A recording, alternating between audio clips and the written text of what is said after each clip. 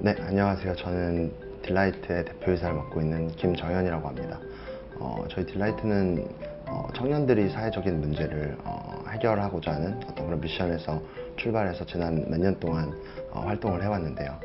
그런 활동들에 대해서 시민 여러분들과 함께 공유해보고 또 저희가 해온 일들을 바탕으로 함께 좀 고민해볼 수 있는 그런 자리가 되었으면 좋겠습니다.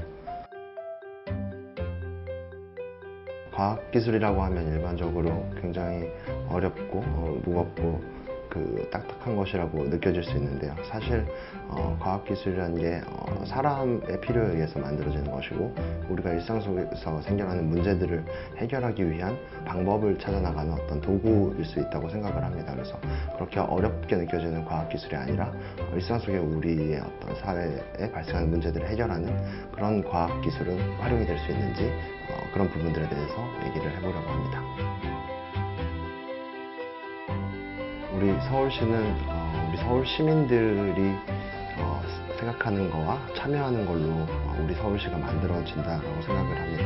그래서 우리 이번 서울 사회적 경제 아이디어 대회를 통해서 많은 시민분들이 생각과 아이디어들을 내주시고 그런 것들이 반영이 돼서 우리가 원하는 서울시로 더 빨리 바뀌어가는데 기여했으면 좋겠습니다.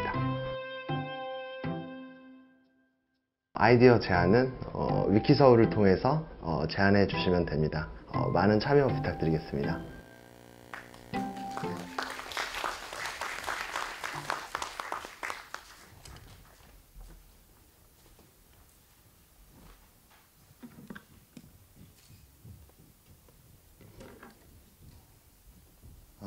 안녕하십니까. 너무 인터뷰할 때 떤 것 같습니다. 제가 원래 많이 떠는데 제가 보는 게 참 너무 부끄럽습니다. 네, 저는 앞에서 이제 소개해 주셨던 딜라이트의 김정현이라고 합니다. 저는 보시는 거는 그렇게 안 보시는데 대학교를 이번에 졸업을 했습니다. 저는 27살이고요. 나이가 굉장히 어립니다. 제가 드릴 수 있는 말씀은 다른 앞에서 말씀을 주셨던 훌륭한 분들은 되게 가르칠 수 있으시겠지만 저는 그런 입장이기보다는 조금 나이 어린 친구들이 모여서 어떤 생각을 해서 어떻게 되었으면 좋겠다고 생각을 해서 어떻게 해왔는지 그런 것들을 공유해보는 그런 것들을 저는 제공해 줄 수 있지 않을까 생각을 했습니다. 네, 저희 회사는 딜라이트라는 이름의 회사입니다. 그리고 사회적 기업이라고 하는데요. 저희는 한국에서 사회적 기업 인증을 받았었다가 취소를 해버리고 지금은 이제 미국에서 출발한 어떤 민간 재단에서 운영하는 인증을 받아서 아예 한국에서는 인증을 받지 않고 국제적으로는 인증을 받은 그런 좀 특이한 케이스였던 사회적 기업이라고 볼 수 있습니다. 사회적 기업이 뭐냐에 대해서 굉장히 좀 정의를 하기가 어려운 것 같습니다. 저도 이 질문에 대해서 되게 많이 생각을 할 수밖에 없었었고 이거에 대해서 나름의 답을 꼭 제가 학자도 아닌데 내야 하는 것만 같은 그런 의무감이 있었어서 굉장히 많은 사람들을 만났습니다. 뭐 여러 국가에서 가장 이 분야에서 뭐 하실 말씀이 많으신 분들, 권위 있는 분들 다 만나서 이게 뭐냐에 대해서 같이 토론하고 얘기해보고 그런 시간들을 가졌습니다. 근데 사실 사회적 기업이라던가 뭐 우리가 지금 얘기하고 있는 사회적 경제라든가 하는 게 뭐 이렇게 대단한 그런 개념은 아닙니다. 뭐 아니라고 생각을 합니다. 그게 사람들이 공통적으로 갖고 있는 생각들인 것 같고 저도 마찬가지인 것 같습니다. 그냥 주변에 조금 더 보편적으로 우리가 생각할 수 있는 누구나 인정할 수 있는 그런 가치들, 뭐 누가 아프다라던가 아니면 나이가 들어 노쇠하다라든가 아니면 경제적인 빈곤 때문에 의식주를 제대로 해결하지 못한다라던가 이런 상식적인 수준의 문제들이 있고 그 문제들을 해결하는 것들을 기업이라는 툴을 통해서 활용을 한다라는 거 그냥 그런 정도거든요. 그래서 되게 뭔가 어려운 거 특이한 거 뭐 이런 개념은 아닌 것 같습니다. 누구나 시작하고 누구나 생각할 수 있는 수준의 일들이라고 생각을 합니다. 저희도 마찬가지로 그렇게 생각을 하고요. 네. 그래서 저희는 그래도 이제 저희 회사 저희가 하는 일들에 대해서 나름의 가치를 부여를 하는데 저희 같은 경우는 우리가 계속 이렇게 사회적 사회적 기업이라고 표현이 될 수 있는 우리가 별로 마음에 들지 않는 그런 문제들 아니면 현재의 균형의 상태를 좀 바꿀 수 있는 그런 비즈니스 모델을 계속해서 만들어내는 일을 하고 있고 우리가 그것들을 해서 이 사회에서 우리 비즈니스 모델이 잘 작동을 하는 게 우리가 우리 사회를 위해서 굉장히 힘들게 노력해서 사회에 내놓는 어떤 선물이다라는 생각을 갖고 나름의 자부심을 갖고 자존감을 갖고 일을 해 나가고 있습니다. 사람마다 그런 것들이 있는 것 같아요. 그 자기들이 중요시하는 어떤 가치관들 이런 것들이 있잖아요. 다들 뭐 한두 가지씩 그 가장 중요하다고 생각하는 것들이 아마 있으실 텐데요. 저도 되게 굉장히 일반적인 케이스입니다. 저는 그 경제력이 부족해서 좀 기본적인 권리를 누리지 못하거나 아니면은 아까 앞서 되게 많은 분들이 좀 강조해 주신 부분인 것 같은데 다 같이 하지 말자고 하면 안 할 수 있는 거기도 하거든요. 예를 들어서 아이들의 교육 문제 같은 것들은 어쨌든 그런 상대적인 것들을 만들어내서 상대적으로 열등하거나 빈곤해지거나 하는 것들 그런 문제들 그런 것들로 인해서 사람들이 상처를 받거나 아니면은 그 존엄성을 유지할 수 없는 그런 문제들에 대해서 항상 관심이 많았었습니다. 저희 회사 저희 구성원들은 아무래도 좀 그런 문제에 관심을 가진 친구들이 많이 있는 것 같고요. 그래서 저는 기본적으로 이런 배경, 이런 생각 그리고 이런 문제에 대해서 생각을 조금 더 많이 하던 학생이었습니다. 그러다가 이제 사례들을 알게 됐는데요. 지금 되게 긍정적인 건 저희 같은 이제 사례들을 보시면서도 이렇게도 할 수 있구나 하면서 새로운 걸 만들어내는 분들이 계시더라고요. 그런 것들이 되게 고무적인데 저 같은 경우는 지금 이제 2012년이죠. 2009년 정도에 이런 사회적 기업이라는 개념에 대해서 우연찮게 알게 되었습니다. 그래서 되게 매력적이라고 생각을 했습니다. 뭐 사례들이 무수히 많았지만 한국에는 많이 소개되지 않았었던 시절이었는데요. 되게 재밌는 부분은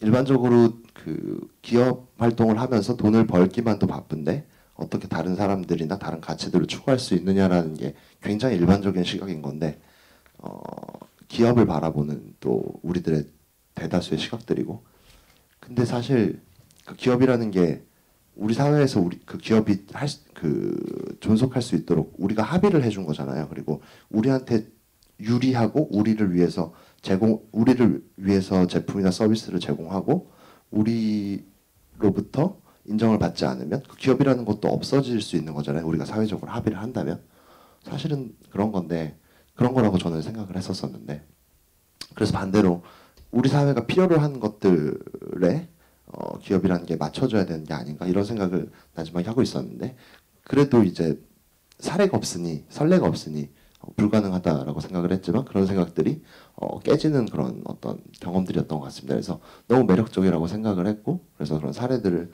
보면서 시작을 하게 되었는데요.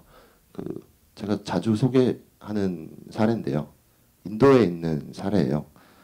아시다시피 인도에는 빈곤한 계층들이 상당히 많이 살고 있고 그로 인해서 여러 가지 문제가 생기는데요. 그 중에 이제 실명 백내장 수술과 관련된 문제가 있었는데 우리나라 같은 경우에는 백내장 수술이 최근에는 또 뭐 안과에서 수가 제도가 개편되고 해서 더 좋아지기도 했고 어쨌든 한국에서는 백내장 수술을 하면 되지 실명까지 가게 되는 일은 거의 없다고 보는 게 맞거든요.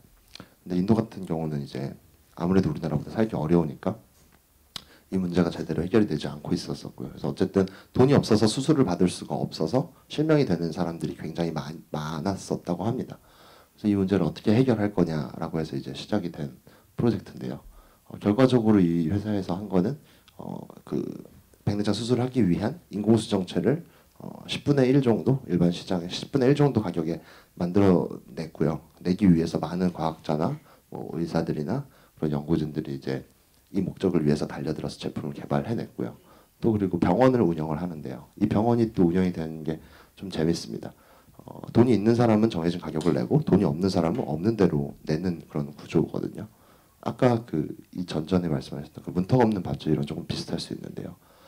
그래서 돈이 있는 사람들이 있는 대로 내는데 없는 사람들은 무상으로도 수술을 받을 수 있는 그런 병원을 만들어냈습니다. 그래서 그 백내장 수술을 위해서 필요한 인공수정체는 굉장히 낮은 가격에 만들어내고 그걸 공급하는 유통 체계인 병원도 시스템을 그렇게 만들어 냈었습니다. 그렇게 이제 지금은 냈다라고 얘기하기 위해선 많은 시행착오를 아마 겪었겠지만 어쨌든 그런 시스템으로 운영이 되고 있고 결과적으로는 이 병원은 굉장히 높은 이 병원을 이익을 낸다고 표현하는 게 조금 꺼림칙하긴 한데요. 어쨌든 이 병원과 이 프로젝트는 굉장히 높은 영업이익을 내면서 또 잘 유지를 해 나가고 있습니다. 그래서 이 병원이 있음으로 인해서 돈이 없는 사람들도 실명을 해야만 하는 상황에 부딪히는 게 아니라 수술을 받을 수 있고 그런 시스템이 사회에서 작동을 하는데도 불구하고 어떤 누군가의 지원으로 해서 만들어지는 구조가 아니라 지속 가능성을 갖게 되었습니다. 뭐 여러 이유들이 있습니다. 이 병원을 사람들이 선택하는 뭐 예를 들자면 그렇기 때문에 너무 많은 사람들이 이 병원에 와서 이 병원에 있는 의사들은 가장 많은 시술을 한 사람들이 되고 가장 많이 그 경험과 노하우를 가진 의사들이 돼서 돈이 많은 사람들도 이 병원에 와서 수술하는 게 제일 좋은 답일 수 있는 거고요. 뭐 여러 가지 이제 그 긍정적인 효과들이 있는데요. 그래서 결과적으로 이런 시스템이 만들어지는 것들에 대해서 저는 이제 보고 너무 이제 흥분을 했었던 것 같습니다. 그래서 이런 것들에 대해서 연구를 하기 시작했고 같은 또래 친구들과 공부를 하고 스터디를 하고 그렇게 이제 하면서 사업이 시작이 되었습니다.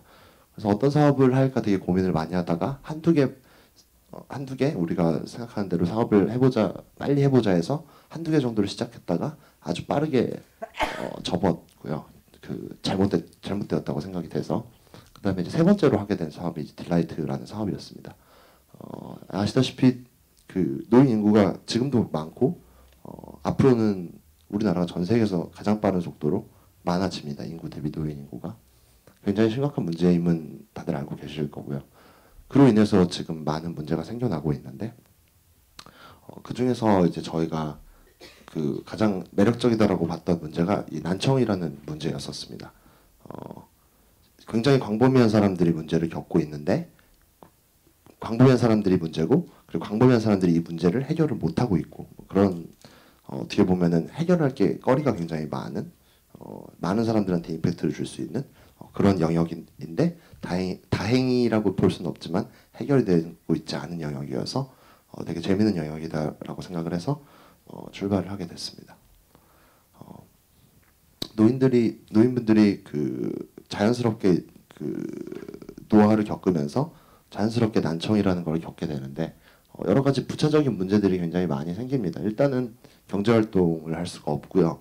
그 몸이 어디 하나가 불편하신 분들도 일을 할 수는 있는데 의사소통이 안 되는 사람은 인력 시장에서 아예 뽑히질 않습니다. 그래서 경제 활동이 아예 불가능해진다는 측면, 그로 인해서 뭐 병원비나 뭐 여러 가지 일자리 뭐 그런 문제들도 일단 연결이 되고요. 그 외에도 가장 중요한 부분이고 좀 안타까운 부분이 그 사회와 단절된다는 부분입니다.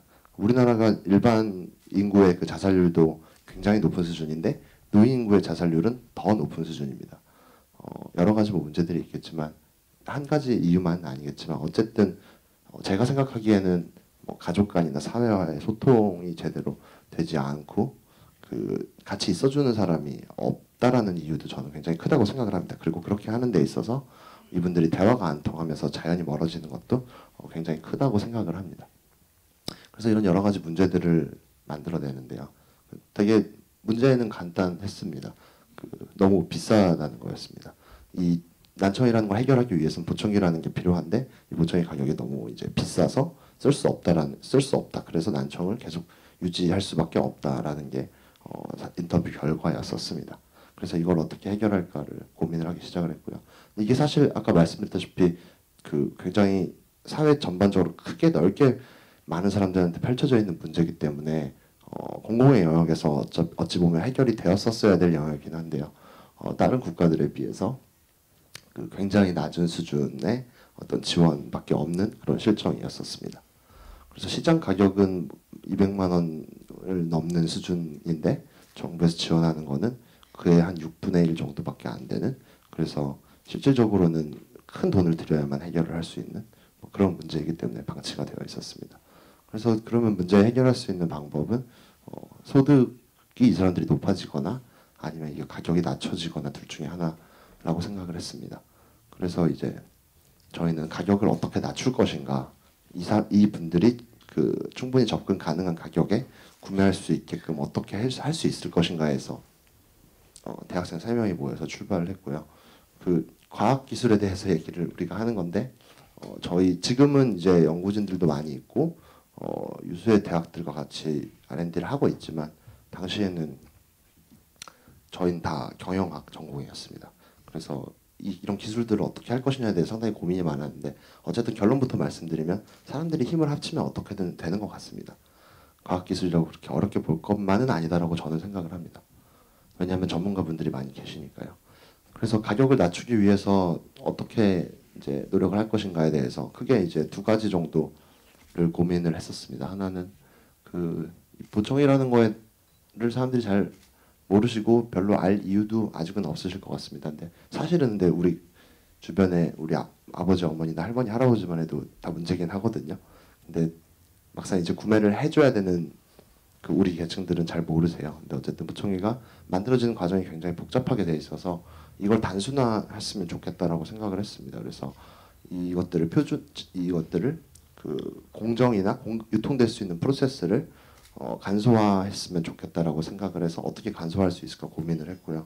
그래서 표준화할 수 있는 어떤 기술을 개발을 하게 됐었습니다. 근데 저희가 그 어떤 식으로 했냐면은 저희가 그 기존에 있던 제품들을 저희가 다 사보고 그리고 산업에 있는 사람들이 인터뷰를 해보고 리서치를 해본 다음에 제품을 사서 저희가 다 그걸 해부해서 뭐가 어떻게 작동이 되는지를 다 봤고요. 다 보고 나서 개선점을 저희가 찾아내서 전문가들한테 물어보고 불가능하다 들으면 또 다시 바꿔서 또 얘기하고 또 다른 전문가 만나서 부탁하고 이런 식으로 하다가 나중엔 그런 전문가분들이 지금은 저희 회사에 들어와 계십니다. 어쨌든 그런 분들이 계속 도와주셨어요. 이런 문제를 해결하기 위해서 이렇게 나는 해봤는데 이거에 대해서 어떻게 생각하냐고 얘기를 하면 제 생각에는 다 도와주세요. 웬만하시면 아무리 바쁘셔도. 아니면 사람들끼리 또 아이디어를 모을 수 있는 곳에 얘기를 하면 얘기를 이제 하고 다니면 누군가가 또 좋은 아이디어를 분명히 주세요. 또 그렇게 되는 것 같습니다. 어쨌든 그렇게 해서 저희는 과학기술을 활용해서 그 가격을 굉장히 내리는 데 일단은 기여를 했습니다. 그래서 아까 설명드린 정부에서 지원하는 금액이 정확히는 34만 원이라는 금액인데 이 금액으로 우리가 제품을 공급할 수 있는 게 저희 목표였었습니다. 그래서 이 금액에 공급을 하면 그 반대로 그 돈이 없는 사람들도 아예 돈 없이 그 보청기를 낄 수 있겠다라고 생각을 했었고요. 그래서 저렇게 제품을 개발을 해서 판매를 하기 시작했습니다. 판매를 하기 위해서는 뭐 마진도 있어야 되고 여러 가지가 있어야 되는데 이걸 어떻게 할 거냐라는 이제 되게 고민이 많았는데 저희는 그 공급을 이게 노인분들이 쓰는 건데 온라인에서 공급을 했습니다. 홈페이지에서 주문을 하면 저희가 다 학생이었기 때문에 매주 목요일과 금요일 오후에만 모여진 그 접수한 걸 가지고 온라인 쇼핑몰 하듯이 배송을 해드리는 구조로 좀 어이없는 구조로 이렇게 실행을 했습니다. 그래야 아무 마진 안 붙이고 그 공급을 해줄 수가 있어서 그렇게 해도 처음에는 적자일 수밖에 없었습니다. 왜냐하면 구매를 해올 때 구매량 자체가 저희가 너무 작아서 그래서 계속 손해를 볼 수밖에 없는 구조였는데 어쨌든 그 대신 이제 구매량이 많아지면 그 다음부터는 그래도 유진할 수 있겠다 뭐 이런 것 정도는 보였습니다. 그래서 일단은 이렇게 해서 진행을 해봤었는데 의외로 되게 놀라운 게 저희가 생산을 저희 협력 업체들과 함께 공급할 수 있는 양보다도 훨씬 많은 한 달에 할 수 있는 양보다도 훨씬 많은 3달치 이상 물량이 계속해서 쏟아져 밀려와서 저희가 굉장히 당황을 했습니다. 이렇게 할 생각은 아니었는데 너무 많은 사람들이 반대로 이 문제에 대해서 너무 힘들어했다라는 부분이고요. 그래서 저희가 이걸 했었던 가장 큰 이유고 가장 이제 즐거운 부분은 어쨌든 저희 사업이 존재하는 이상 한국에서는 돈이 없어도 그 자기 난청을 해결하지 못하는 사람이 없거든요. 저희가 사업을 영위하는 이상 그게 일단 저희한테는 굉장한 그 모티베이션이 됐고요. 그래서 지금도 그 부분을 하고 있다는 게 굉장히 좀 자랑스럽다고 생각을 합니다. 근데 이제 여기서 보통 여기 단계까지는 아이디어가 있으면 어떻게 가는 것 같아요. 근데 그 다음에 이걸 그 이전까지 발생한 문제들이 있고 또 앞으로 지속해야 되는데 지속 가능해야 우리가 이걸 제공할 수 있는데 이걸 어떻게 할 거냐에 대해서 되게 고민을 할 수 있는데요. 뭐 여러 가지 저희도 아이디어가 있었습니다. 사람들한테 계속 정기적으로 기부를 받아서 운영을 하는 사단법인으로 만들어 볼까? 아니면은 우리가 차라리 빨리 취직을 해서 돈을 벌어서 여기선 마이너스가 나고 우리가 돈을 잘 벌어서 이걸 메꿀까? 뭐 별의 별 생각을 다 하다가 이제 그리고 전문가들을 많이 만나서 물어본 결과 저희가 이미 어차피 보청기를 제조하고 판매하는 일을 하고 있기 때문에 그러면은 전체 시장을 상대로 아예 보청기 회사로 만들어 버리자라고 생각을 했습니다. 그래서 그 소득이 낮은 계층이 아니더라도 이게 굉장히 가격이 비싸서 많은 사람들한테 부담이 되거든요. 일반 우리 대중들한테도. 그래서 그 사람들한테는 좋은 제품을 가장 낮은 가격에 주고 또 우리가 하고 싶었던 사람들이 그 적어도 돈이 없더라도 우리한테로 오면 해결이 될 수 있는 그걸 유지를 하고 싶고 그래서 그 두 가지를 다 가져갈 수 있으면 좋겠다라고 생각을 해서 아예 보청기 회사로 발전을 하자라고 해서 그 비즈니스 모델을 확대를 했습니다. 그래서 지금은 여기 산업 내에서 탑5 안에 들어가는 정도로 규모가 커졌습니다. 그리고 원래는 굉장히 비싸던 보청기 가격을 저희가 퀄리티가 가장 제일 높은데 그리고 원자재도 가장 비싸게 사오는데 가장 싸게 파는 회사가 되었습니다. 그래서 지금 여기 산업 내에서는 다국적 기업들도 저희 때문에 사업을 제대로 못하고 있다라고 할 정도로 저희가 이 산업 내에서 지금은 이제 큰 역할을 해 나가고 있습니다. 그래서 특정 저소득층 위에도 부담인 난청 해결 비용 하락시키고 또 시장에서 어쨌든 지속 가능한 사업 모델을 되게 고민을 많이 했는데 이거를 계속해서 유지를